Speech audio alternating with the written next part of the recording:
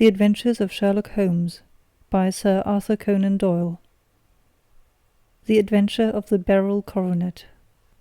"Holmes," said I, as I stood one morning in our bow window, looking down the street, "here is a madman coming along. It seems rather sad that his relatives should allow him to come out alone." My friend rose lazily from his armchair and stood with his hands in the pockets of his dressing gown, looking over my shoulder. It was a bright, crisp February morning, and the snow of the day before still lay deep upon the ground, shimmering brightly in the wintry sun. Down the centre of Baker Street it had been ploughed into a brown, crumbly band by the traffic. But at either side and on the heaped-up edges of the footpaths it still lay as white as when it fell. The grey pavement had been cleaned and scraped, but was still dangerously slippery, so that there were fewer passengers than usual. Indeed, from the direction of Metropolitan Station, no one was coming save the single gentleman whose eccentric conduct had drawn my attention. He was a man of about 50, tall, portly, and imposing, with a massive, strongly marked face and a commanding figure. He was dressed in a sombre yet rich style, in black frock coat, shining hat, neat brown gaiters, and well-cut pearl-grey trousers. Yet his actions were an absurd contrast to the dignity of his dress and features, for he was running hard, with occasional little springs, such as a weary man gives who is little accustomed to set any tax upon his legs. As he ran, he jerked his hands up and down, waggled his head, and writhed his face into the most extraordinary contortions. "What on earth can be the matter with him?" I asked. "He is looking up at the numbers of the houses." "I believe that he is coming here," said Holmes, rubbing his hands. "Here?" "Yes, I rather think he is coming to consult me professionally. I think that I recognize the symptoms. Ha! Did I not tell you?" As he spoke, the man, puffing and blowing, rushed at our door and pulled at our bell until the whole house resounded with the clanging. A few moments later he was in our room, still puffing, still gesticulating, but with so fixed a look of grief and despair in his eye that our smiles were turned in an instant to horror and pity. For a while he could not get his words out, but swayed his body and plucked at his hair, like one who has been driven to the extreme limits of his reason. Then, suddenly springing to his feet, he beat his head against the wall with such force that we both rushed upon him and tore him away to the centre of the room. Sherlock Holmes pushed him down into the easy-chair, and, sitting beside him, patted his hand and chatted with him in the easy, soothing tones which he knew so well how to employ. "You have come to tell me your story, have you not?" said he. "You are fatigued with your haste. Pray wait until you have recovered yourself, and then I shall be most happy to look into any little problem which you may submit to me." The man sat for a minute or more with a heaving chest, fighting against his emotion. Then he passed his handkerchief over his brow, set his lips tight, and turned his face towards us. "No doubt you think me mad," said he. "I see that you have had some great trouble," responded Holmes. "God knows I have. A trouble which is enough to unseat my reason, so sudden and so terrible is it. Public disgrace I might have faced, although I am a man whose character has never yet borne a stain.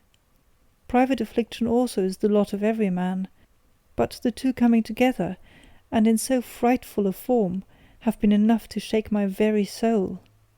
Besides, it is not I alone. The very noblest in the land may suffer, unless some way be found out of this horrible affair." "Pray compose yourself, sir," said Holmes, "and let me have a clear account of who you are and what it is that has befallen you." "My name," answered our visitor, "is probably familiar to your ears. I am Alexander Holder, of the bank firm of Holder and Stevenson, of Threadneedle Street." The name was indeed well known to us as belonging to the senior partner in the second largest private banking concern in the city of London. What could have happened, then, to bring one of the foremost citizens of London to this most pitiable pass? We waited, all curiosity, until with another effort he braced himself to tell his story. "I feel that time is of value," said he. "That is why I hastened here when the police inspector suggested that I should secure your cooperation. I came to Baker Street by the Underground and hurried from here on foot, for the cabs go slowly through this snow. That is why I was so out of breath, for I am a man who takes very little exercise. I feel better now, and will put the facts before you as shortly and yet as clearly as I can. It is of course well known to you that in a successful banking business, as much depends upon our being able to find remunerative investments for our funds, as upon our increasing our connection and the number of our depositors. One of our most lucrative means of laying out money is in the shape of loans, where the security is unimpeachable. We have done a good deal in this direction during the last few years, and there are many noble families to whom we have advanced large sums upon the security of their pictures, libraries, or plate.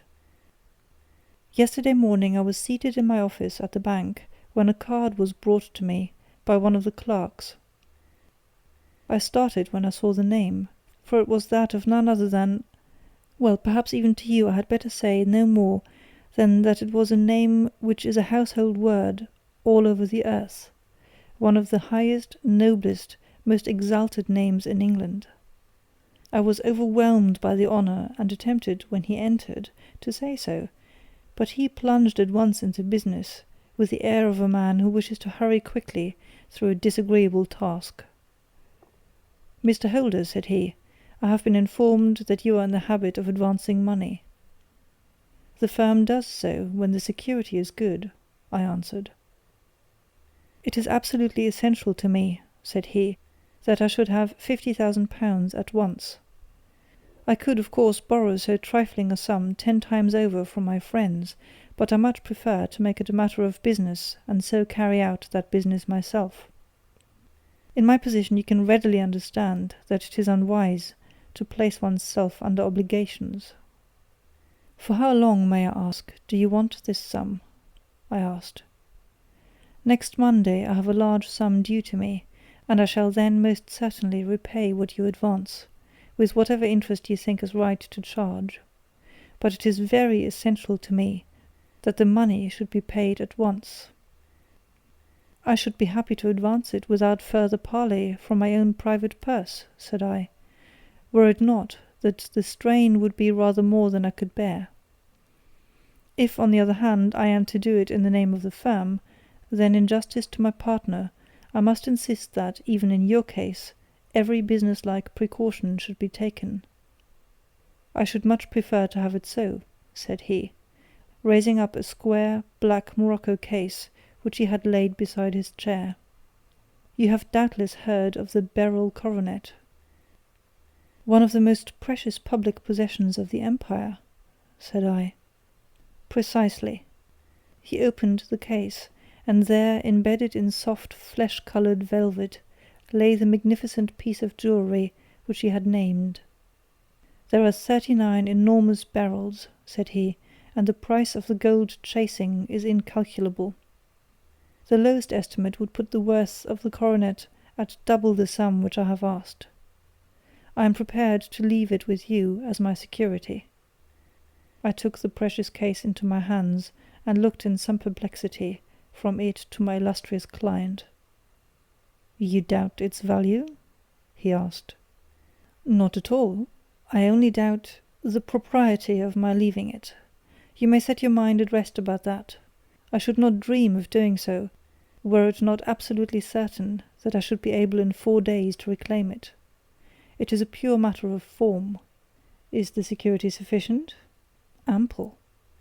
You understand, Mr. Holder, that I am giving you a strong proof of the confidence which I have in you, founded upon all that I have heard of you.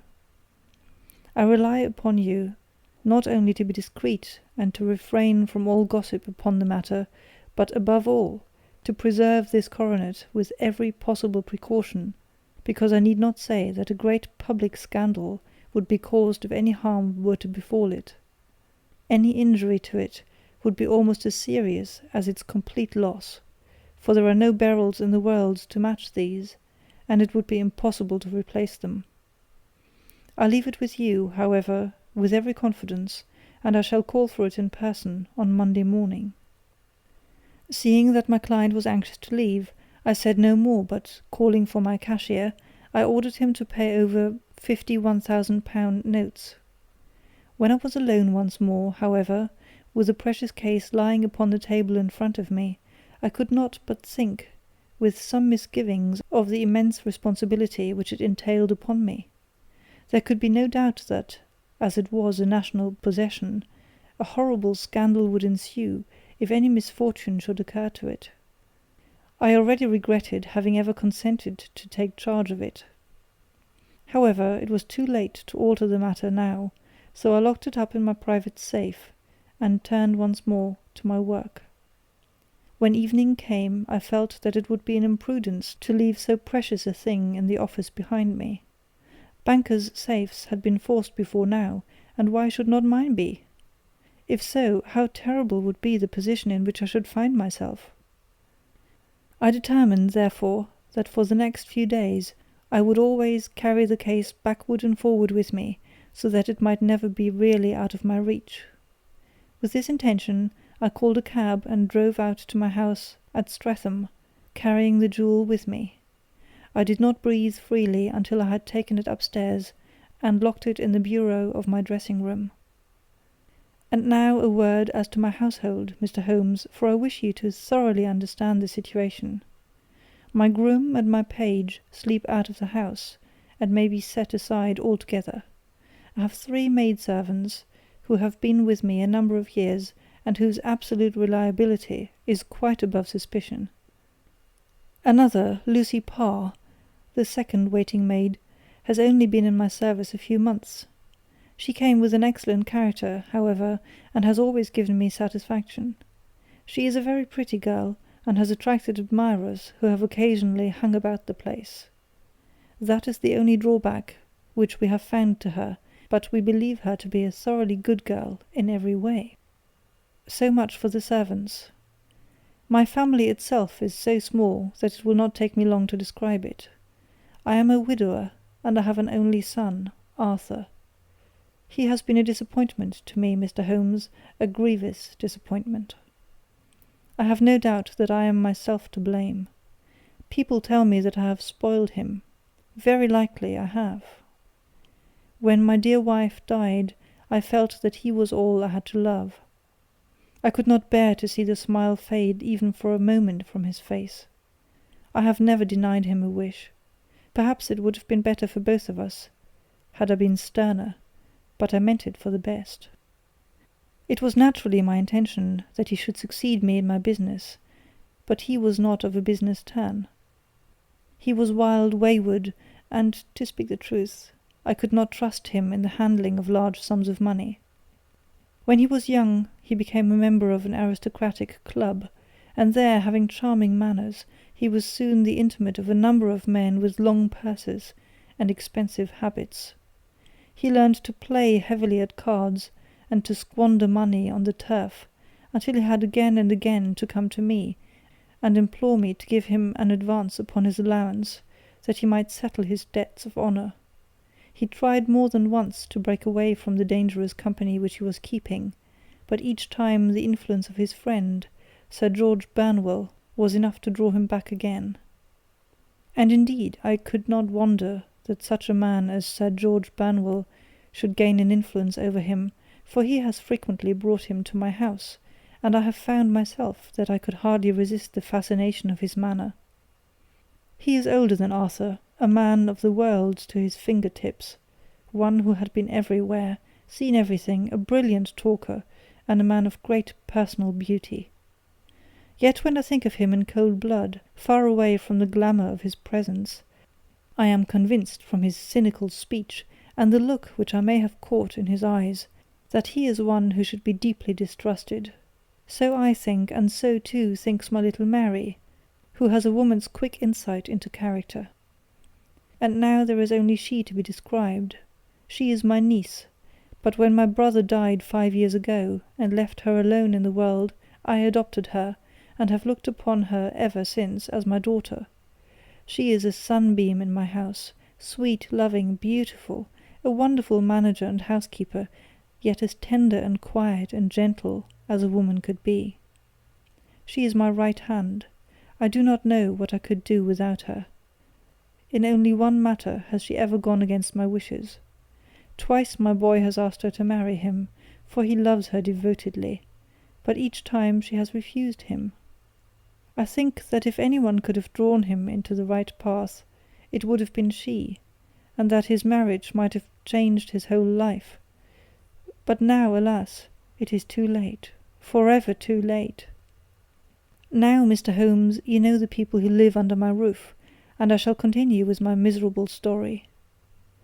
When we were taking coffee in the drawing-room that night after dinner, I told Arthur and Mary my experience, and of the precious treasure which we had under our roof, suppressing only the name of my client. Lucy Parr, who had brought in the coffee, had, I am sure, left the room, but I cannot swear that the door was closed. Mary and Arthur were much interested, and wished to see the famous coronet, but I thought it better not to disturb it. "Where have you put it?" asked Arthur. "In my own bureau."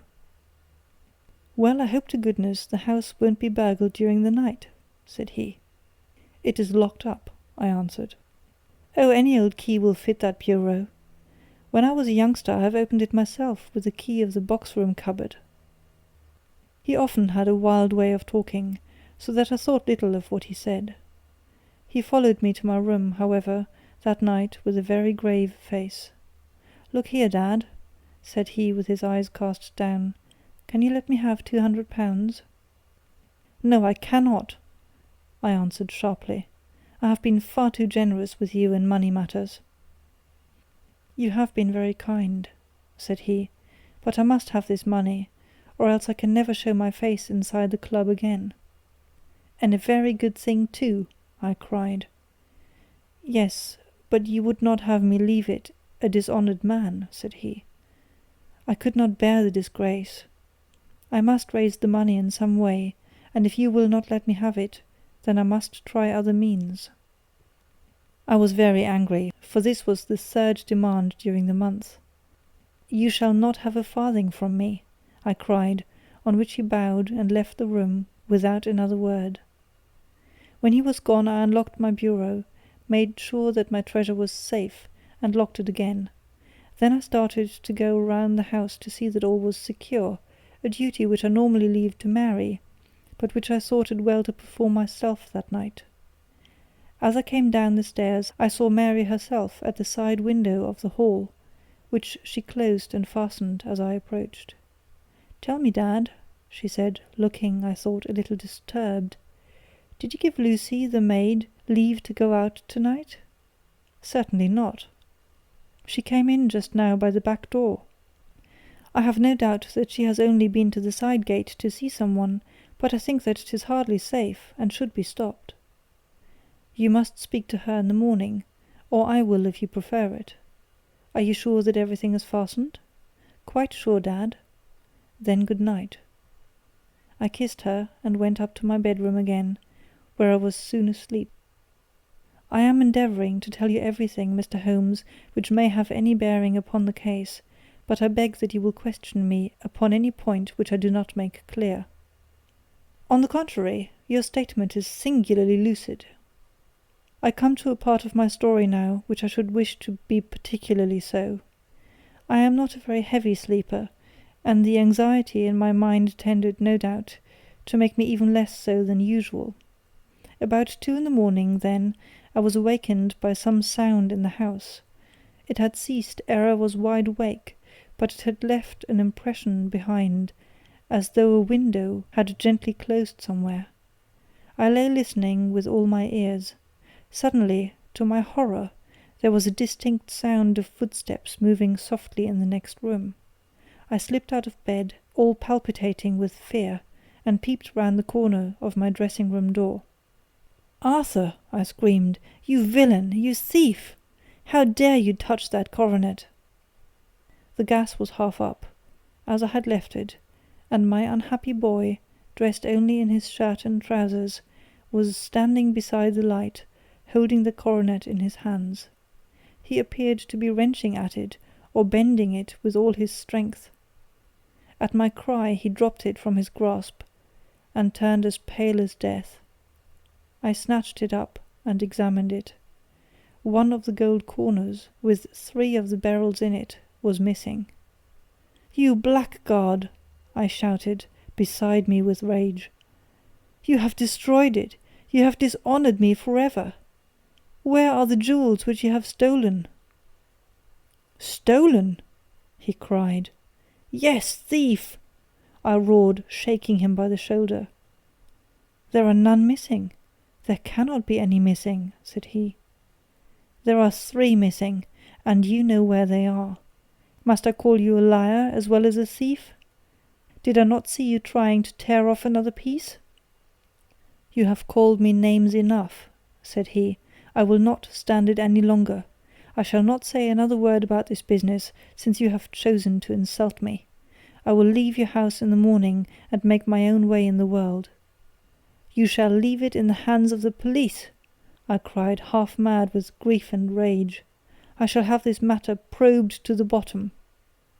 "You shall learn nothing from me," said he with a passion such as I should not have thought was in his nature. "If you choose to call the police, let the police find what they can." By this time the whole house was astir, for I had raised my voice in my anger.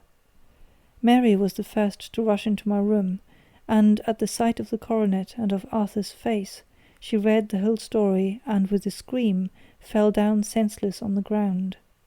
I sent the housemaid for the police, and put the investigation into their hands at once. When the inspector and a constable entered the house, Arthur, who had stood sullenly with his arms folded, asked me whether it was my intention to charge him with theft. I answered that it had ceased to be a private matter, but had become a public one, since the ruined coronet was national property. I was determined that the law should have its way in everything. "At least," he said, "you will not have me arrested at once. It would be to your advantage as well as mine, if I might leave the house for 5 minutes." "That you may get away, or perhaps that you may conceal what you have stolen," said I.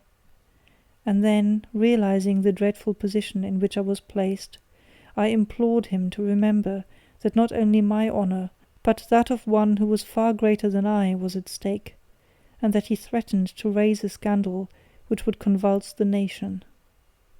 He might avert it all if he would but tell me what he had done with the 3 missing stones. "You may as well face the matter," said I. "You have been caught in the act, and no confession could make your guilt more heinous. If you but make such reparation as is in your power, by telling us where the barrels are, all shall be forgiven and forgotten." "Keep your forgiveness for those who ask for it," he answered, turning away from me with a sneer. I saw that he was too hardened for any words of mine to influence him.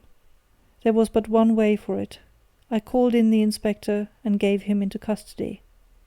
A search was made at once, not only of his person, but of his room, and of every portion of the house where he could possibly have concealed the gems, but no trace of them could be found, nor would the wretched boy open his mouth for all our persuasions and our threats.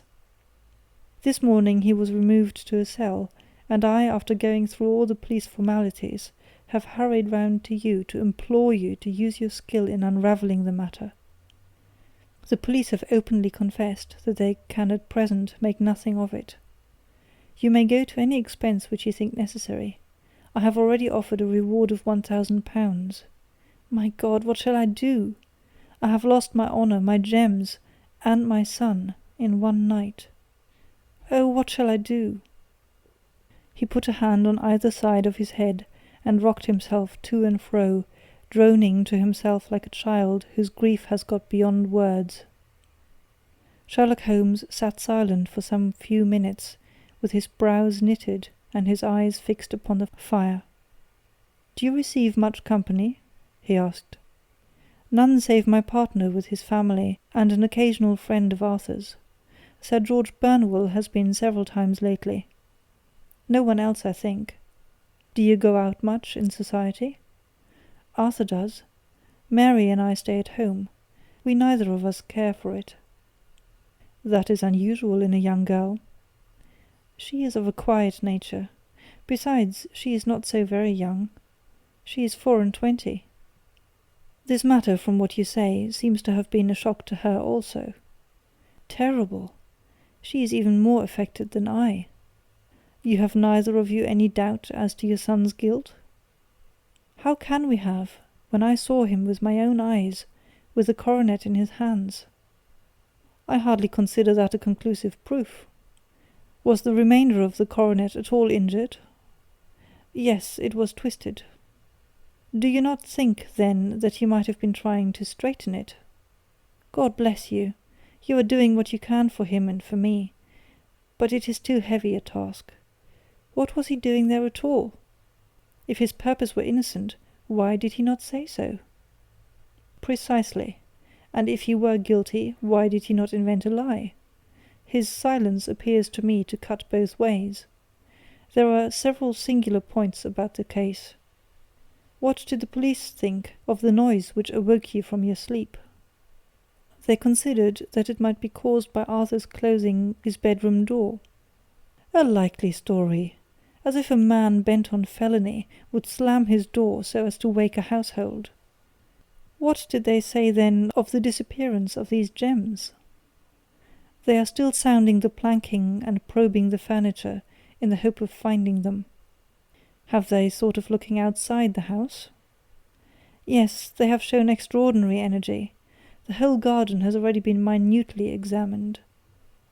Now, my dear sir, said Holmes, it is not obvious to you now that this matter really strikes very much deeper than either you or the police were at first inclined to think?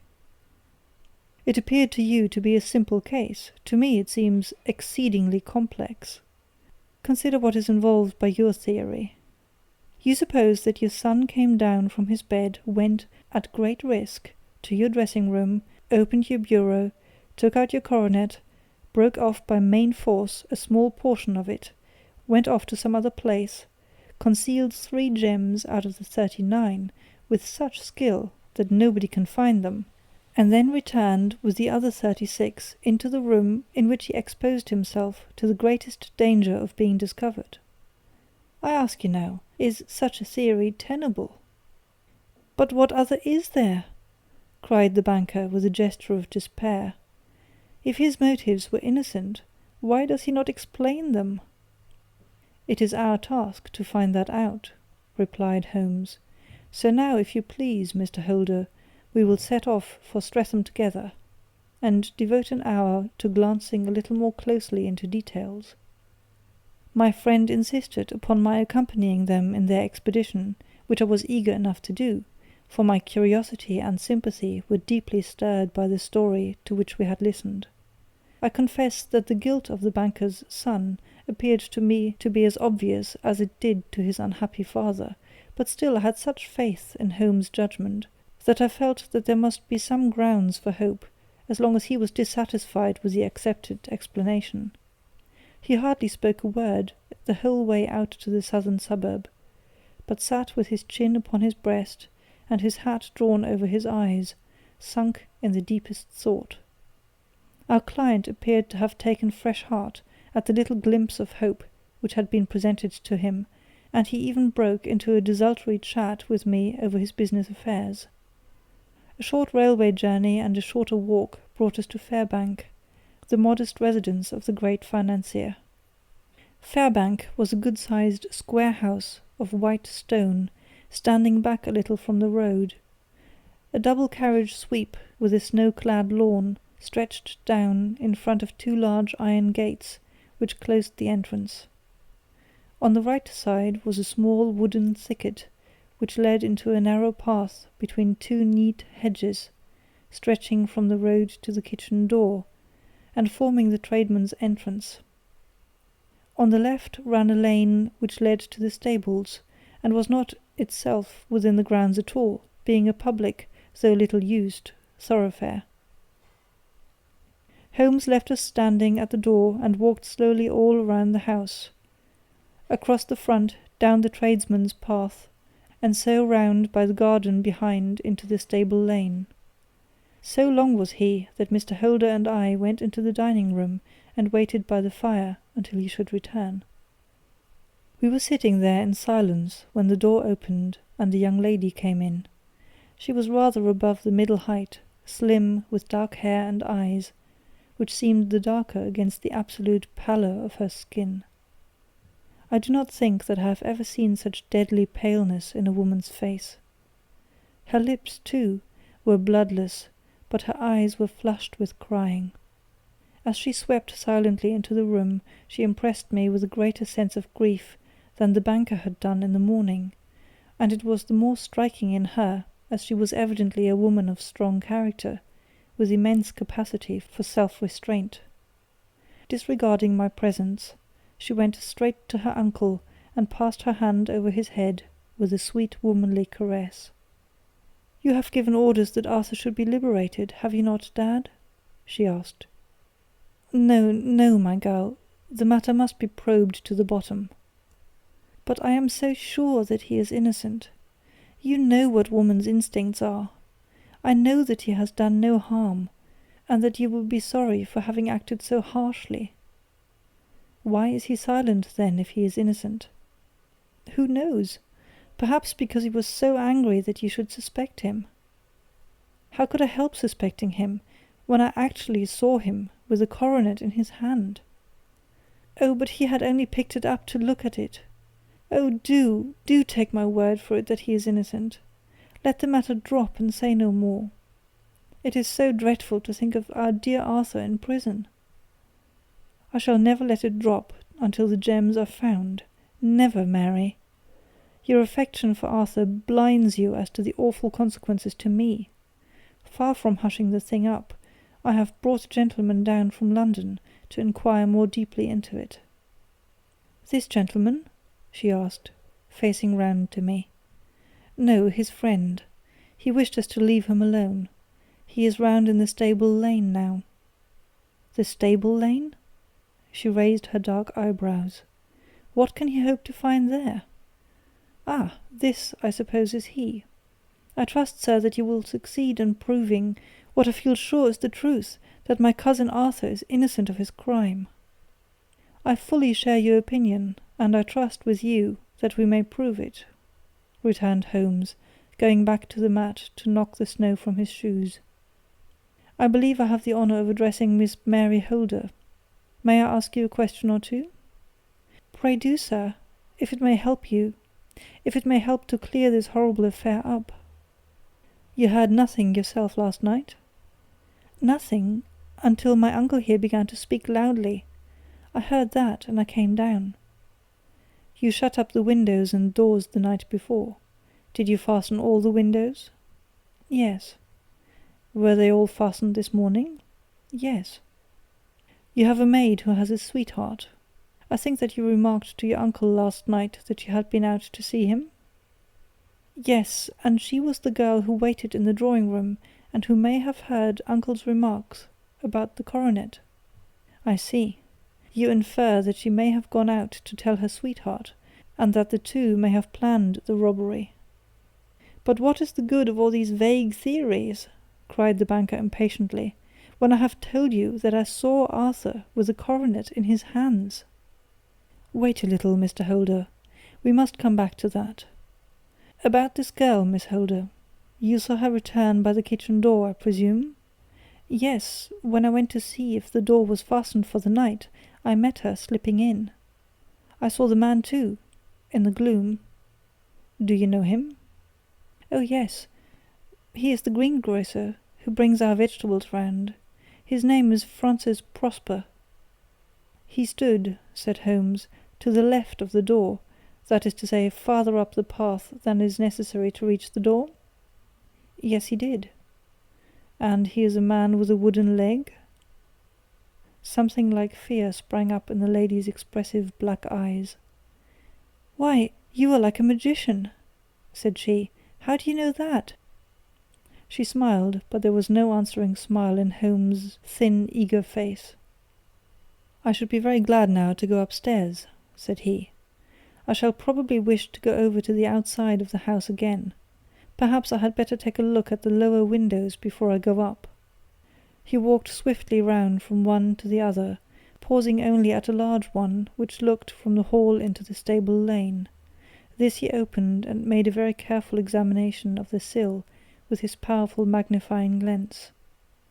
"Now we shall go upstairs," said he at last. The banker's dressing-room was a plainly furnished little chamber, with a grey carpet, a large bureau, and a long mirror. Holmes went to the bureau first, and looked hard at the lock. "Which key was used to open it?" he asked. "That which my son himself indicated, that of the cupboard of the lumber room." "Have you it here?" "That is it on the dressing-table." Sherlock Holmes took it up and opened the bureau. "It is a noiseless lock," said he. "It is no wonder that it did not wake you. This case, I presume, contains the coronet. We must have a look at it." He opened the case, and taking out the diadem, he laid it upon the table. It was a magnificent specimen of the jeweller's art, and the 36 stones were the finest that I have ever seen. At one side of the coronet was a cracked edge, where a corner holding 3 gems had been torn away. "Now, Mr. Holder," said Holmes, "here is the corner which corresponds to that which has been so unfortunately lost. Might I beg that you will break it off?" The banker recoiled in horror. "I should not dream of trying it," said he. "Then I will." Holmes suddenly bent his strength upon it, but without result. "I feel it give a little," said he, "but, though I am exceptionally strong in the fingers, it would take me all my time to break it. An ordinary man could not do it. Now, what do you think would happen if I did break it, Mr. Holder? There would be a noise like a pistol shot. Do you tell me that all this happened within a few yards of your bed, and that you heard nothing of it? I do not know what to think. It is all dark to me. But perhaps it may grow lighter as we go. What do you think, Miss Holder? I confess that I still share my uncle's perplexity." "Your son had no shoes or slippers on when you saw him?" "He had nothing on save only his trousers and shirt." "Thank you. We have certainly been favoured with extraordinary luck during this inquiry, and it will be entirely our own fault if we do not succeed in clearing this matter up. With your permission, Mr. Holder, I shall now continue my investigations outside." He went alone at his own request, for he explained that any unnecessary footmarks might make his task more difficult.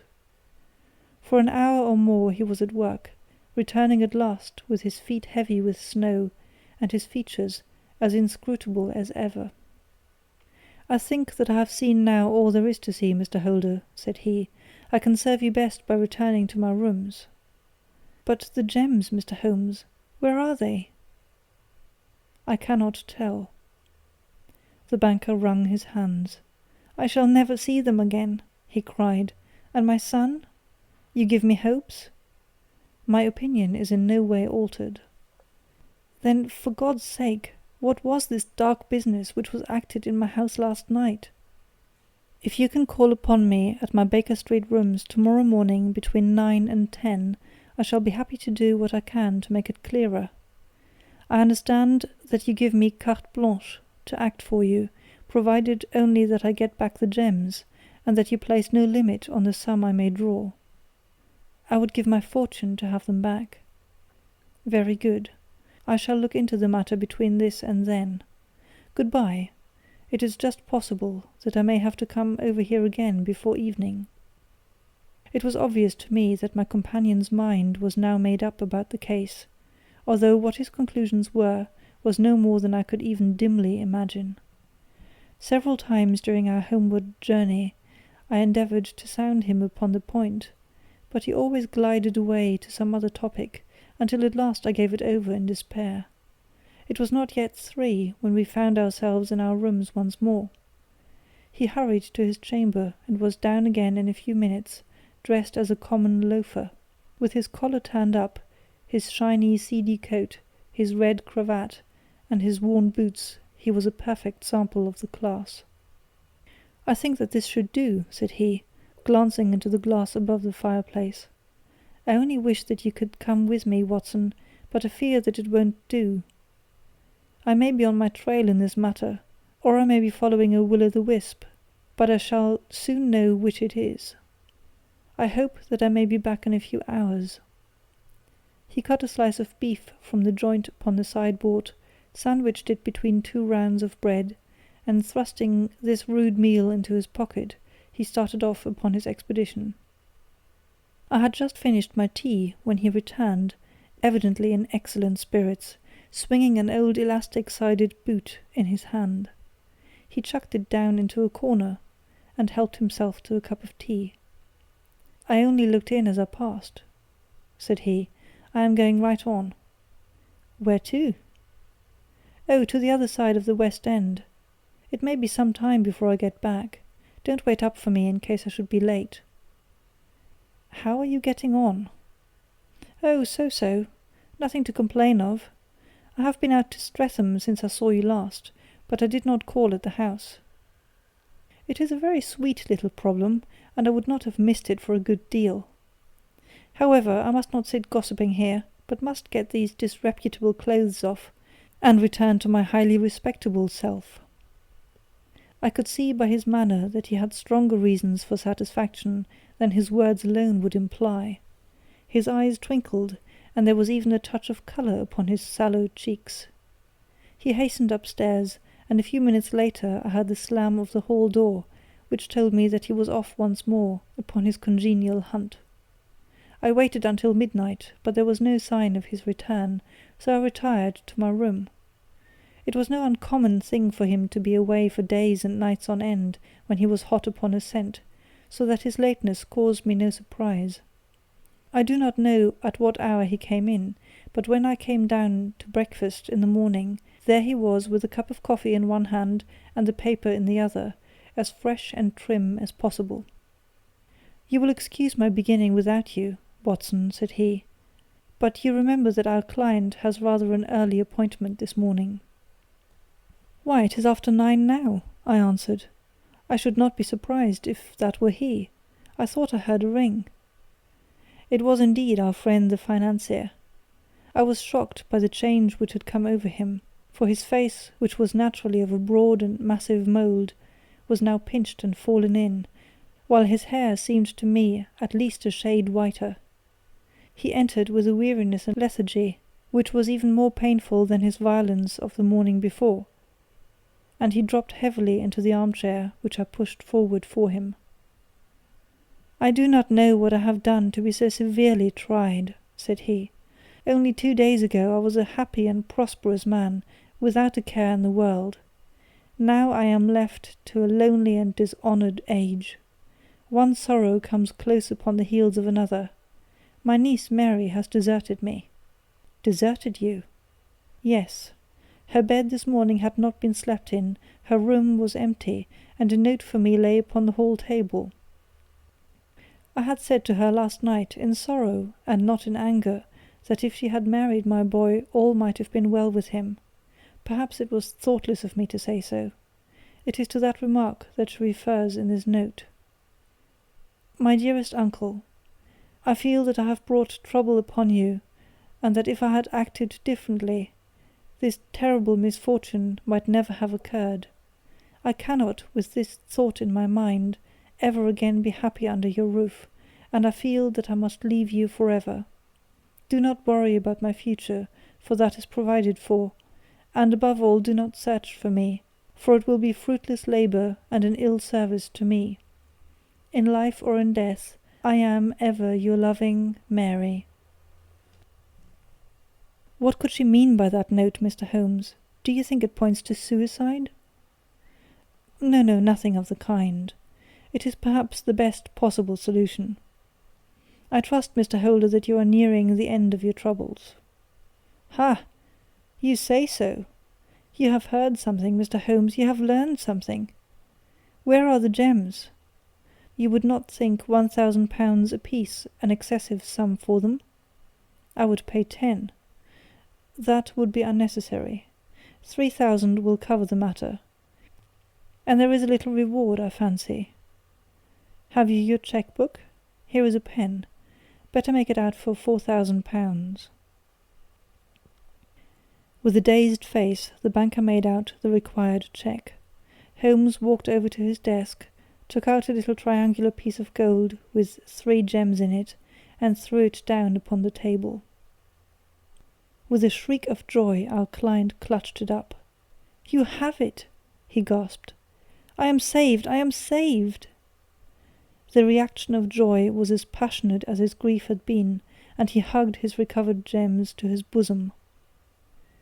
"There is one other thing you owe, Mr. Holder," said Sherlock Holmes rather sternly. "Oh!" He caught up a pen. "Name the sum, and I will pay it." "No, the debt is not to me. You owe a very humble apology to that noble lad, your son, who has carried himself in this matter as I should be proud to see my own son do, should I ever chance to have one." "Then it was not Arthur who took them?" "I told you yesterday, and I repeat today, that it was not." "You are sure of it? Then let us hurry to him at once, to let him know that the truth is known. He knows it already. When I had cleared it up, I had an interview with him, and finding that he would not tell me the story, I told it to him, on which he had to confess that I was right, and to add the very few details which were not yet quite clear to me. Your news of this morning, however, may open his lips. For heaven's sake, tell me then, what is this extraordinary mystery?" "I will do so, and I will show you the steps by which I reached it. And let me say to you first, that which it is hardest for me to say and for you to hear. There has been an understanding between Sir George Burnwell and your niece Mary. They have now fled together." "My Mary? Impossible." "It is unfortunately more than possible, it is certain. Neither you nor your son knew the true character of this man when you admitted him into your family circle. He is one of the most dangerous men in England, a ruined gambler, an absolutely desperate villain, a man without heart or conscience. Your niece knew nothing of such men. When he breathed his vows to her, as he had done to 100 before her, she flattered herself that she alone had touched his heart. The devil knows best what he said, but at least she became his tool, and was in the habit of seeing him nearly every evening." "I cannot and I will not believe it," cried the banker with an ashen face. "I will tell you, then, what occurred in your house last night. Your niece, when you had, as she thought, gone to your room, slipped down and talked to her lover through the window which leads into the stable lane. His footmarks had pressed right through the snow, so long had he stood there. She told him of the coronet. His wicked lust for gold kindled at the news, and he bent her to his will. I have no doubt that she loved you, but there are women in whom the love of a lover extinguishes all other loves, and I think that she must have been one. She had hardly listened to his instructions when she saw you coming downstairs, on which she closed the window rapidly, and told you about one of the servants' escapade with her wooden-legged lover, which was all perfectly true. Your boy, Arthur, went to bed after his interview with you, but he slept badly on account of his uneasiness about his club debts. In the middle of the night he heard a soft tread pass his door, so he rose and, looking out, was surprised to see his cousin walking very stealthily along the passage until she disappeared into your dressing-room. Petrified with astonishment, the lad slipped on some clothes and waited there in the dark to see what would come of this strange affair. Presently she emerged from the room again, and in the light of the passage lamp your son saw that she carried the precious coronet in her hands. She passed down the stairs, and he, thrilling with horror, ran along and slipped behind the curtain near your door, whence he could see what passed in the hall beneath. He saw her stealthily open the window, hand out the coronet to someone in the gloom, and then, closing it once more, hurry back to her room, passing quite close to where he stood, hid behind the curtain. As long as she was on the scene, he could not take any action without a horrible exposure of the woman whom he loved. But the instant that she was gone, he realized how crushing a misfortune this would be for you, and how all-important it was to set it right. He rushed down, just as he was, in his bare feet, opened the window, sprang out into the snow, and ran down the lane, where he could see a dark figure in the moonlight. Sir George Banwell tried to get away, but Arthur caught him, and there was a struggle between them, your lad tugging at one side of the coronet, and his opponent at the other. In the scuffle, your son struck Sir George and cut him over the eye. Then something suddenly snapped, and your son, finding that he had the coronet in his hands, rushed back, closed the window, ascended to your room, and had just observed that the coronet had been twisted in the struggle, and was endeavouring to straighten it, when you appeared upon the scene." "Is it possible?" gasped the banker. "You then roused his anger by calling him names at a moment when he felt that you had deserved your warmest thanks. He could not explain the true state of affairs without betraying one who certainly deserved little enough consideration at his hands. He took the more chivalrous view, however, and preserved her secret." "And that was why she shrieked and fainted when she saw the coronet!" cried Mr. Holder. "Oh my God, what a blind fool I have been! And his asking to be allowed to go out for 5 minutes. The dear fellow wanted to see if the missing piece were at the scene of the struggle. How cruelly I have misjudged him!" "When I arrived at the house," continued Holmes, "I at once went very carefully round it to observe if there were any traces in the snow which might help me. I knew that none had fallen since the evening before, and also that there had been a strong frost to preserve impressions. I passed along the tradesman's path, but found it all trampled down and indistinguishable.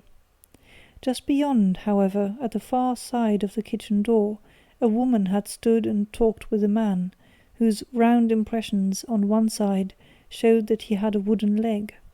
I could even tell that he had been disturbed, for the woman had run back swiftly to the door, as was shown by the deep toe and light heel marks, while Wooden Leg had waited a little and then had gone away. I thought at the time that this might be the maid and her sweetheart, of whom you had already spoken to me, and inquiry showed it was so. I passed round the garden without seeing anything more than random tracks, which I took to be the police, but when I got into the stable lane, a very long and complex story was written in the snow in front of me.